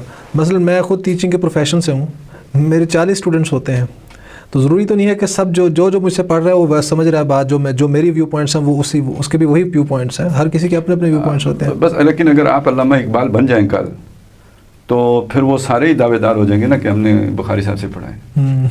सही। वैसे तो आपकी इतनी ज़रूरत नहीं होगी उन्हें ज़िंदगी में, लेकिन ये कि आप बड़े हो जाएं तो फिर उनके लिए एक मौका बन जाएगा। सही। अच्छा डॉक्टर साहब, खालिद साहब तीसरा शेर जो है, जो चूँकि डॉक्टर इसरार अहमद का आज जिक्र होता है बार बार, मेरे मुंह से आपके लिए भी डॉक्टर खालिद बहुत सारे डॉक्टर आ रहे हैं ना बीच में, हाँ, doctor Iqbal, doctor Rafiuddin, doctor इसरार अहमद। तो खालिद साहब तीसरा शेर जो था, जो सोर्स ऑफ नॉलेज था, वो था शेखैन डॉक्टर साहब का जो आपने बयान किया। इसमें शेखुल हिंद हैं और شبیر احمد عثمانی صاحب ہیں. یہ جو ہے لنک یہ کیا ہے؟ وہ ایک طرف ڈاکٹر اسرار جو چین ہے اسکول آف تھاٹ ابوالکلام، وہ نظر آتا ہے کہ نہ ابوالکلام آپ کو کسی مدرسے سے فارغ التحصیل نظر آتے ہیں، نہ وہ کیا کہتے ہیں مولانا مودودی نظر آتے ہیں. اچھا بہرحال امین حسن اصلاحی صاحب تو تھے ریلیجس اسکول آف تھاٹ سے. لیکن ایک اور دوسرا تیسرا شیڈ جو ہے اقبال کا، اور وہ جو ڈاکٹر رفیع الدین کا شیڈ ہے، وہ بھی دینی علوم جو ہیں، جو مروجہ دینی علوم سے اس کا واسطہ نہیں ہے. اور ڈاکٹر اسرار احمد بذات خود کسی فارغ مدرسے یا کسی جو ہمارے ٹریڈیشنلسٹ جو اسکول آف تھاٹس ہیں اس میں سے کسی سے بھی فارغ التحصیل نہیں ہے، بائی پروفیشن MBBS ڈاکٹر ہیں. تو یہ لنک کیا ہے؟ یہ ہاں، پہلے تو یہ سمجھ لیجئے کہ جو بھی آپ کا ٹریڈیشنلسٹ حلقہ ہے، اور خاص طور پہ وہ جو آپ کا دیوبند کا حلقہ ہے، اس کا ایک بڑا گہرا تعلق شاہ ولی اللہ سے بنتا ہے. اور بلکہ سمجھا یہ جاتا ہے کہ شاید کہ ان کی سوچ کو لے کے چلنے والا حلقہ ہی ہے یہ. لیکن شاہ ولی اللہ کی سوچ میں جو ایک وہ تصوف کی وہ ایک معاملہ تھا، تو دیوبند میں وہ زیادہ ہی در آیا، اور اس نے دیوبند کو بہت حد تک غیر فعال بھی کر دیا. لیکن یہ کہ ان میں سے جو دو شخصیات ہیں جن کا ہم ذکر کر رہے ہیں، تو ان کے اندر آپ کو وہ فعالیت بھی نظر آئے گی. جیسے ابھی ہم نے ذکر کیا تھا، شیخ الہند جو ہیں وہ انہوں نے ایک تحریک بھی چلائی، ریشمی رومال کی تحریک، اور پھر اس سے آگے شبیر احمد عثمانی مسلم لیگ کے ساتھ مل کے انہوں نے بہت ہی ایک فعال کردار ادا کیا ہے. قائد اعظم کے بڑے معتمد ساتھیوں میں سے سمجھے جاتے ہیں. تو ایک تو ان کا ایک یوں سمجھیے کہ ویژن باقیوں سے ذرا مختلف ہے، ٹریڈیشنلسٹ سے ذرا ہٹ کے ہے. یعنی وہ پوری طرح بالکل ہی بسم اللہ کے گنبد میں بند لوگوں میں سے نہیں ہیں، بلکہ یہ کہ زمانہ شناس لوگ ہیں اور وقت کے نباز ہیں. ایک فرق تو یہ ہے. دوسری بات یہ ہے کہ آپ اگر ان لوگوں کے بارے میں کہ جنہوں نے مدارس سے فیض حاصل نہیں کیا، لیکن یہ کہ قرآن مجید کے ساتھ جڑے، ان کا اگر آپ بغور جائزہ لیں تو انہوں نے ٹھوکریں بھی کھائی ہیں. اور جیسے غلام احمد پرویز ہیں، جیسے یہ کہ ابھی آپ نے غامدی صاحب کا نام لیا تھا، تو بالعموم ایسا ہوا ہے کہ ان میں ایک آزاد روی اور آزاد خیالی اور ان چیزوں کے بارے میں کہ جو طے شدہ ہیں، جو محکمات میں سے ہیں، جن پر امت کا اتفاق ہے، ان چیزوں کے بارے میں ایک نئی رائے قائم کر لینا. بالخصوص عبادات کے معاملے میں شریعت کے وہ باتیں جو حضور صلی اللہ علیہ وسلم کے دوری میں طے ہو گئی ہیں، اور ان میں کسی ارتقاء کا معاملہ بھی نہیں ہے، کوئی اصول کی بات نہیں ہے بلکہ ڈیٹیلز میں طے ہیں. ان چیزوں کے بارے میں بھی نئی خیال کسی نہ کسی کو بنیاد بنا کر، کوئی مرکز ملت نیا بنا کر، یا کسی نہ جیسے غلام احمد پرویز صاحب نے کیا. تو ایک عام تاثر یہ ہے کہ وہ لوگ جو مدارس سے ہٹ کر چلتے ہیں، کہ پڑے ہوئے نہیں ہوتے اور دین کی طرف آتے ہیں، تو وہ کسی دوسری لائن کی طرف نکل جاتے ہیں، اعتدال سے آگے نکل جاتے ہیں. تو ڈاکٹر صاحب ان کو یہ بھی ایک اعتدال یا بیلنس اللہ تعالیٰ نے ان کے لیے اس کا موقع پیدا کیا کہ ان دو شخصیات سے متاثر ہونے کے نتیجے میں وہ ڈاکٹر صاحب ایک لنگر کا لفظ استعمال کیا کرتے تھے کہ یہ میرے لیے عروۃ الوثقیٰ ہے، کہ جو میں ان کے ساتھ جڑ گیا تو ان چیزوں میں تو گویا تمام تر غور و فکر کے باوجود بھی ڈاکٹر صاحب نے کوئی چھیڑخانی نہیں کی. جو بہت سے لوگوں کو بدگمانی رہی ہے کہ ضرور ڈاکٹر صاحب بھی کوئی فتنہ اٹھائیں گے، لیکن یہ کہ وہ نہیں اٹھایا، تو وہ اس کا سبب یہ بیان کرتے تھے کہ وہ میرا جو تعلق شبیر احمد عثمانی اور شیخ الہند کے ساتھ ہوا ہے، اس وجہ سے اس کو ایک یوں بھی تعبیر کیا کرتے تھے وہ کہ میرا ایک ہاتھ تو وہ ہے کہ جو میں نے ان کے ساتھ مضبوط باندھا ہوا ہے، اور دوسرے ہاتھ کو میں نے خوب گھمایا پھرایا آگے پیچھے، مطلب ہر طرف سیر کی ہے. اور اس پر ڈاکٹر صاحب نے ان کی کتاب بھی ہے، جماعت شیخ الہند اور تنظیم اسلامی.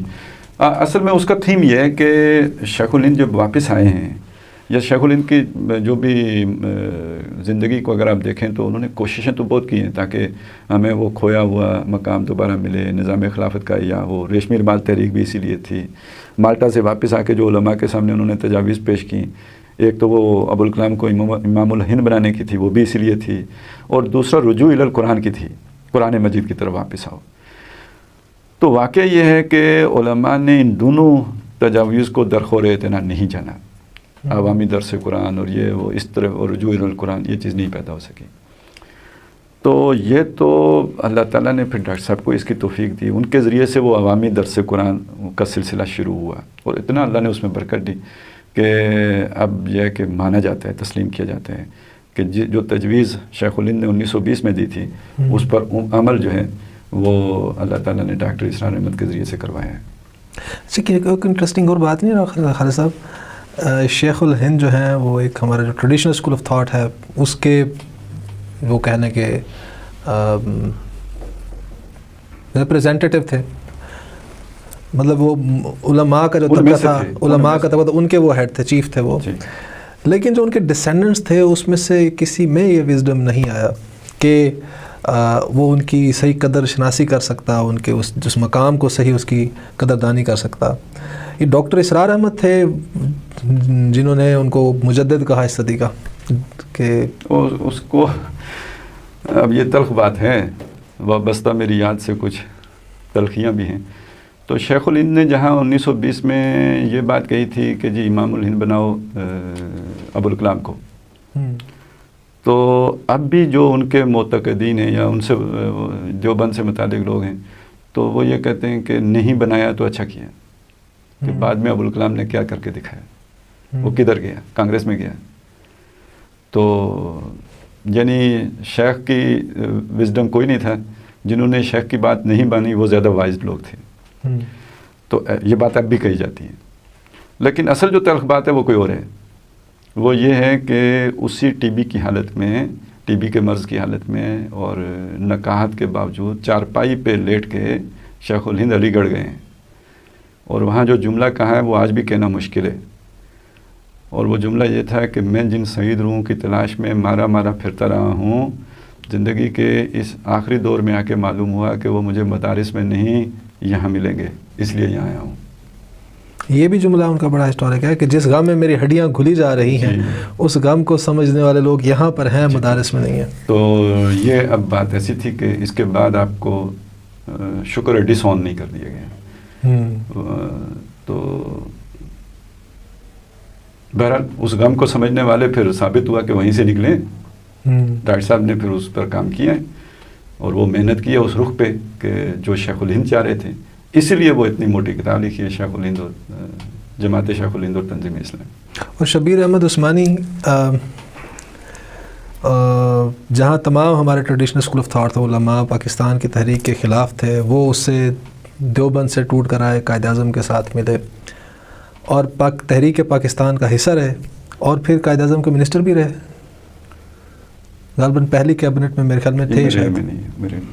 اچھا، تو یہ شبیر احمد عثمانی جو تھے اس کا بھی لنک ہے ڈاکٹر اسرار احمد کے ساتھ، اس کو تھوڑا سا آپ الیبوریٹ کر دیں، ان کی شخصیت کا۔ شیخ الہند تو آپ نے ایکسپلین کیا کتنی بڑی بلند پایہ شخصیت ہے، یہ شبیر احمد عثمانی کیا چیز تھا؟ یہ دیکھیں، جو شیخ الہند کی سیاسی بصیرت تھی، شیخ الہند کے تو بہت سے شاگرد ہیں، لیکن یہ کہ اس سیاسی بصیرت کے حامل شخصیت اگر آپ کو کوئی نظر آ گئی تو وہ پھر شبیر احمد عثمانی رحمۃ اللہ علیہ کی ہے، اور وہ خود بہت ہی بلند پایہ عالم دین تھے، بہت بلند پایہ، اس لیے کہ یہ جو تفسیر عثمانی کہلاتی ہے اس کے کچھ ابتدائی کچھ حصے ہیں جو وہ ان کے حواشی لکھے ہیں شیخ الہند نے، باقی تو ساری مولانا عثمانی کی ہے، اور آپ ان نکات کو دیکھ کر حیران ہوں گے کہ کتنی جامعیت کے ساتھ انہوں نے چیزوں کو بیان کیا ہے۔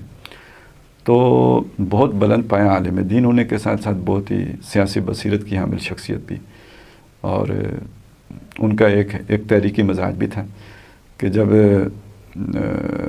یہ جو قرارداد مقاصد کے لیے تحریک چلی ہے جو جماعت اسلامی نے جس کو چلایا تھا، لیکن اسمبلی کے اندر جس شخصیت نے آواز اٹھائی ہے وہ شبیر احمد عثمانی کی ہے، تو گویا وہ محض سیاسی حد تک ہی نہیں بلکہ ایک بہت ہی مخلص مذہبی رہنما کے طور پر بھی وہاں پہ ہمیں نمایاں نظر آتے ہیں۔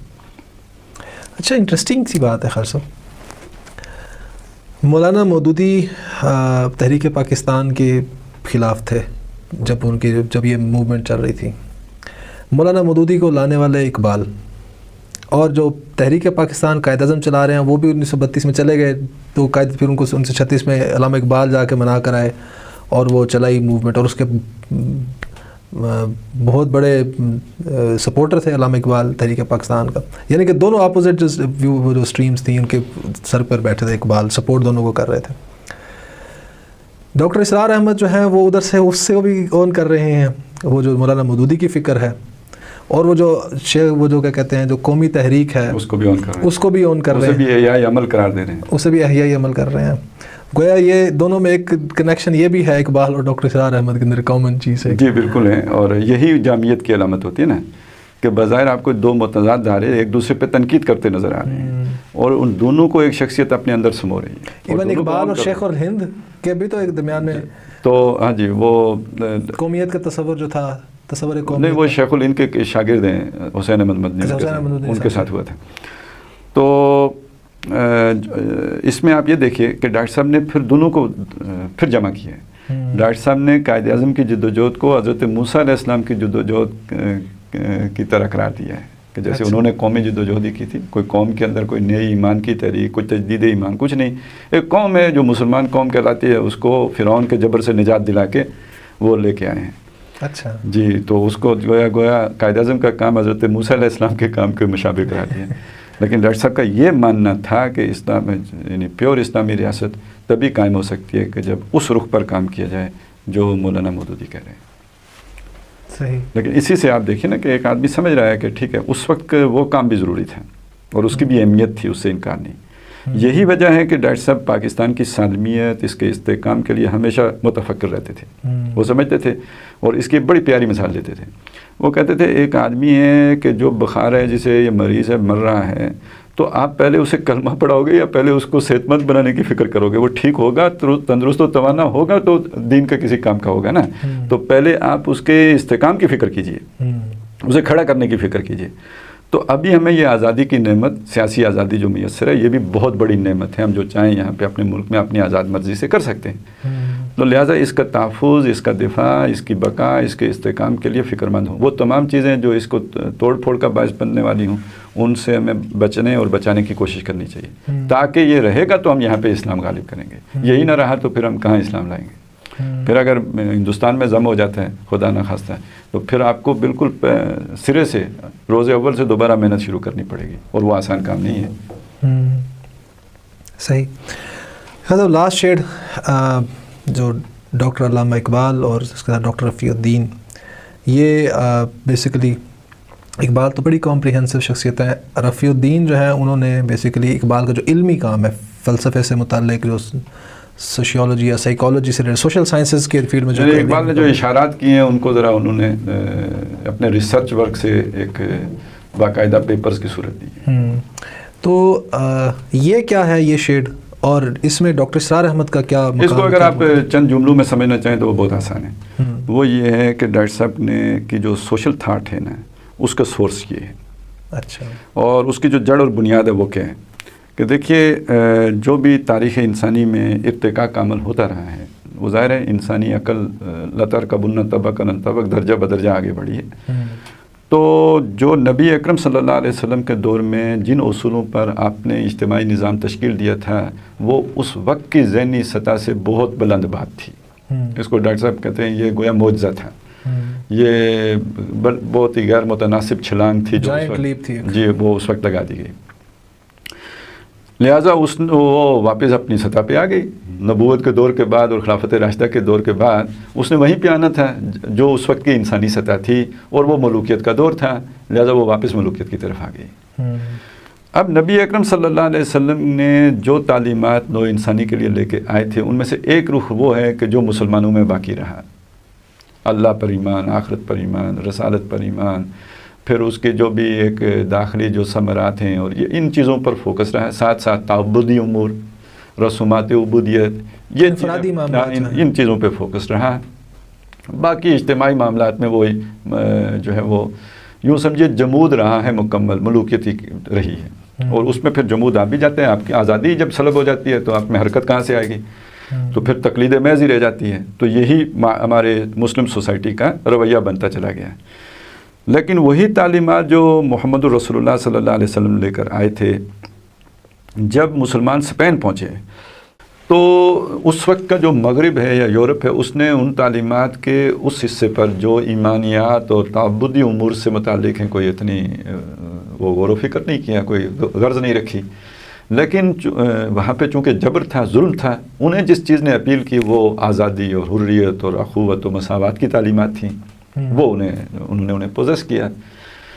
تو جو یورپ کا سارا جو وہاں پہ ارتقا ہوا ہے اور انہوں نے ملوکیت سے چھٹکارا حاصل کیا، پاپائیت سے چھٹکارا حاصل کیا، تو اقبال کی سوچ یہ ہے کہ اس سب کے پیچھے در حقیقت تعلیمات محمدی ہیں. ہر کجا بینی جہان رنگ و بو آنکھ از خاکش بے رویت آرزو، اقبال کی سوچ یہ ہے.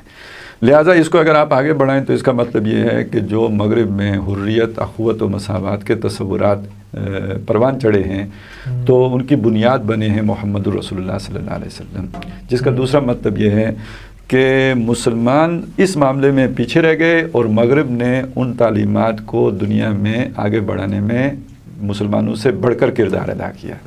لیکن چونکہ وہ رسالت پر ایمان رکھنے والے نہیں تھے، لہٰذا حریت کا انہوں نے اپنا ایک تصور بنا لیا، اخوت کا اور مساوات کا. خواہش وہ والی جو محمد رسول اللہ نے پیدا کی تھی، جامع وہ والا جو مغرب نے اپنی الحاد اور لادینی سے بنایا. اب ضرورت یہ تھی کہ ان کی اس خواہش کو یہ سمجھا جاتا ہے کہ یہ وہی خواہش ہے جو قرآن پیدا کرتا ہے، جبکہ مشرق میں آ کے اس کے ساتھ ایک کلیش پیدا ہو گیا.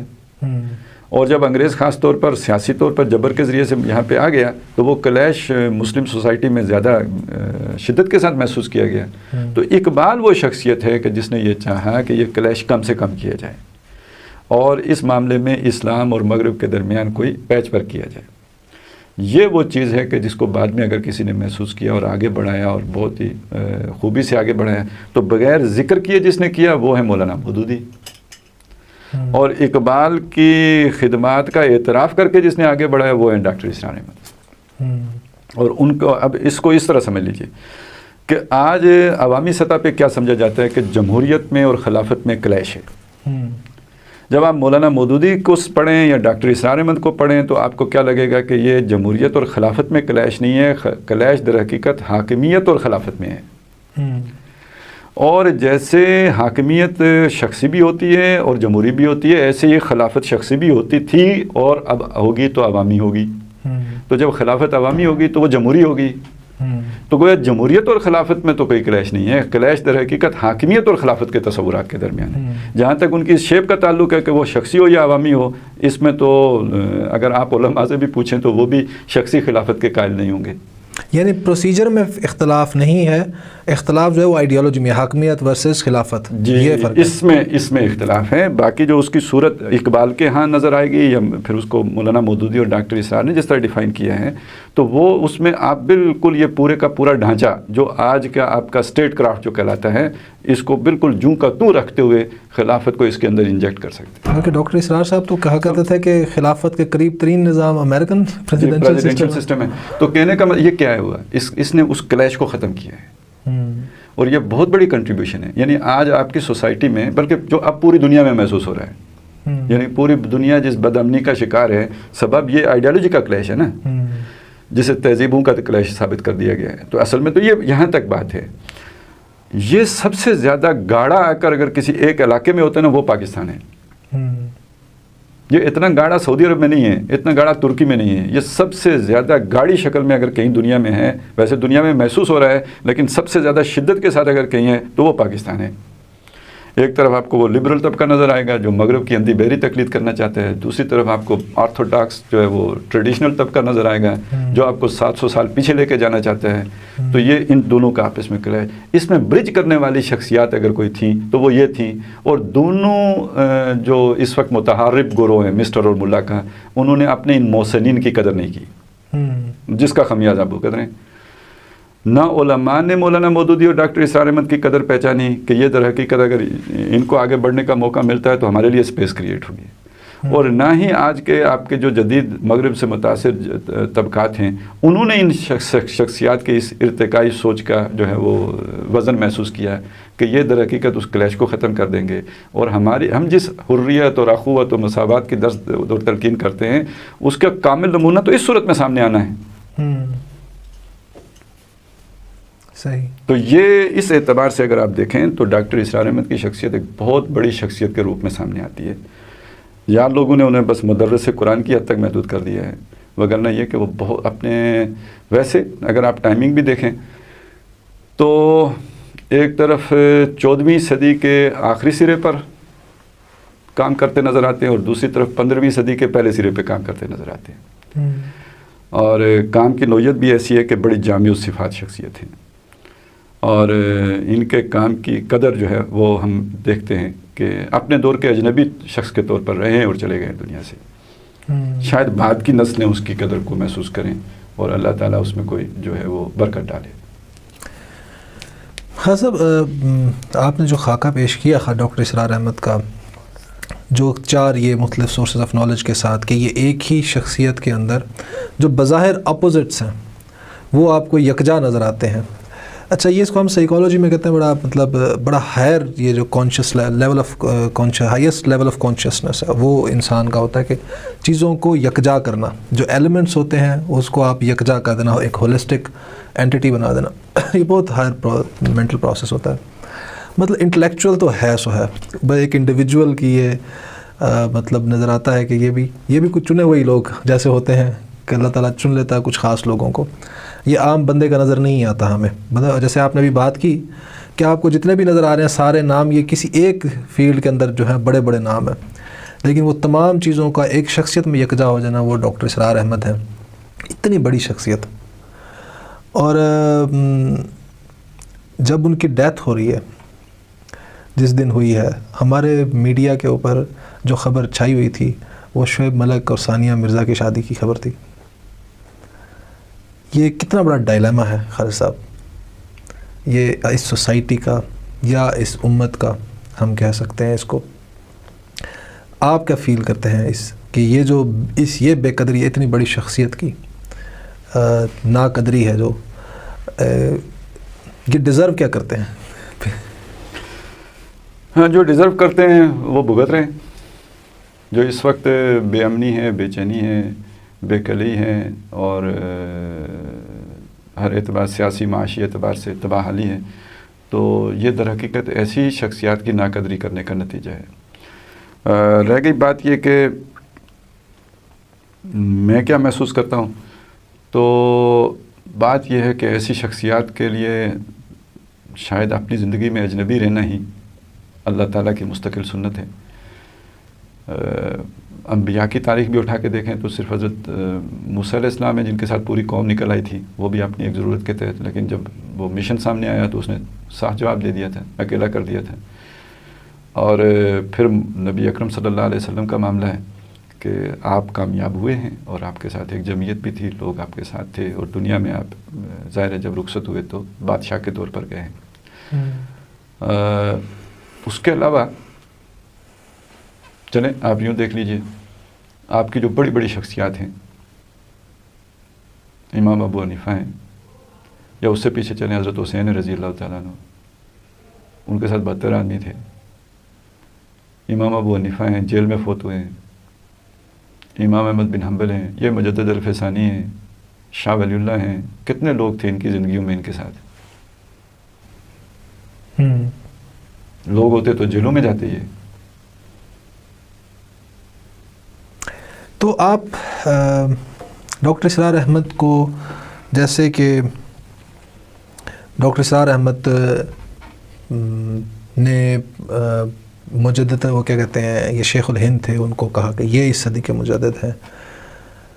مطلب اگر کمپریہنسونیس میں دیکھیں کہ صرف یہی نہیں ہے کہ کنٹینیویشن ہے وہ اقبال کی چین کی، یہی نہیں ہے کہ وہ کنٹینیویشن ہے ابوالکلام اور ابوالعلا مودودی کی، یا امین حسن اصلاحی حمید الدین فرائی یا شیخ الہند اس چین کی، بلکہ ہر چین میں کنٹریبیوٹ بھی کیا ہے اور ان سارے جو بظاہر اپوزٹ پولز کو کنیکٹ بھی کیا ہے. بہت بڑا یہ کام ہے. آپ ریٹ کہاں کرتے ہیں ان کو؟ ہسٹری، مسلم ہسٹری کے اندر آپ اس شخصیت کو کہاں ریٹ کرتے ہیں؟ خیر، اگر آپ یہ کہلوانا چاہیں کہ جی ان کو ہم مجدد مانیں یا نہ مانیں تو یہ بہت بڑی بات ہے. اس کا فیصلہ تو شاید ہمارے لیے کرنا مشکل ہے. ویسے بھی 15ویں صدی میں ایک مجدد کامل نے آنا ہے. ہماری توقع یہ ہے کہ 15ویں صدی میں آئے گا، مراد میری حضرت مہدی سے. تو ڈاکٹر صاحب کی شخصیت کا صحیح اندازہ تو تب ہوگا کہ جب وہ نظام قائم ہوگا، تو پھر ڈاکٹر صاحب اس وقت ان کی حیثیت کا اندازہ ہوگا کہ ان کا کیا کنٹریبیوشن ہے. شاید کم سے کم ہم کہہ سکیں کہ اس آنے والے کا وہ ایک ذل ہیں یا ایک پرتو ہیں، یا چلیں اس کے کام کے لیے جو ہے وہ میدان ہموار کرنے والے یقیناً ہیں. اور ایسا نہیں ہے کہ ان کا کوئی بالکل ہی اجنبیت میں معاملہ ہوا ہے. ان ایک زمانہ ان کے کام کا اثر اپنے اوپر محسوس کرتا ہے، خود پاکستان میں نہیں بیرون ملک بھی. اور یہ اب بہرحال جو بھی ٹیکنالوجی کا دور ہے اور اس کے نتیجے میں معلومات کا تبادلہ اور ان کو محفوظ رکھنا اور آڈیو ویڈیوز میں رکھنا بہت آسان ہو گیا ہے. تو ڈاکٹر صاحب کی وہ فکر جو ہے وہ پھیل رہی ہے، خاص طور پہ ہندوستان کے طول و عرض میں. مقبوضہ کشمیر میں بہت سارے لوگ ہیں جو ڈاکٹر صاحب کی قدر کرنے والے ہیں، ہندوستان میں ہیں، پاکستان میں بھی ہیں.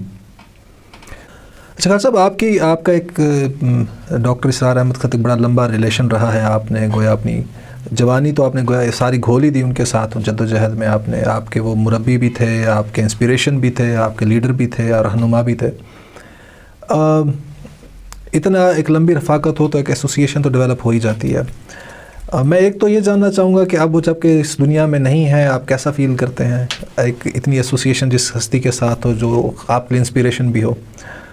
دوسرا، آپ کیا اب آپ کو فیل ہوتا ہے کہ آپ کو اب اگر آپ نے رہنمائی کے لیے کوئی دیکھنا ہو، آپ کو کوئی فیل ہوتا ہے کوئی ادھر ادھر کوئی شخصیت ہو جو ڈاکٹر اسرار احمد کی کنٹینیویشن آپ کو نظر آتا ہو، جس میں ان کا پرتو نظر آتا ہو آپ کو، یا آپ اپنی رہنمائی کے لیے فیل کرتے ہیں کوئی خلا ہے کہ آپ کو ضرورت ہے اس کے لیے؟ دیکھیے، اس میں پہلے تو میں ایک وضاحت کر دوں کہ میرا اور جو ڈاکٹر صاحب کا تعلق ہے اس کی نوعیت کیا ہے، اور میرے اگر وہ اس طرح رہنما یا مربی بنے تو اس کی وجہ کیا ہے. بنیادی بات یہ ہے کہ میری اپنی بھی کچھ سوچ تھی، میرے اپنے کچھ تجربات تھے، میرا اپنا کچھ مشاہدہ تھا، میرا اپنا کچھ مطالعہ تھا، اور میرے اپنے کچھ سوالات تھے جن کا کچھ میری اپنی ویژن کے مطابق کوئی چھوٹا موٹا جواب میرے پاس تھا جو پوری طرح میری تسلی و تشفی والا نہیں تھا. تو ڈاکٹر صاحب کے ساتھ جڑنے کے نتیجے میں در حقیقت میری اپنے ہی وہ خیالات جو خام تھے، یا وہ خیالات جو کچے تھے، یا وہ خیالات کے جو بیان کرنے کی حالت میں نہیں تھے، دماغ میں تو آتے تھے، بیان کرنے کے قابل نہیں تھے، یا ان کی وہ صورت گری ابھی نہیں ہوا، الفاظ کی صورت نہیں اختیار کر سکتے تھے.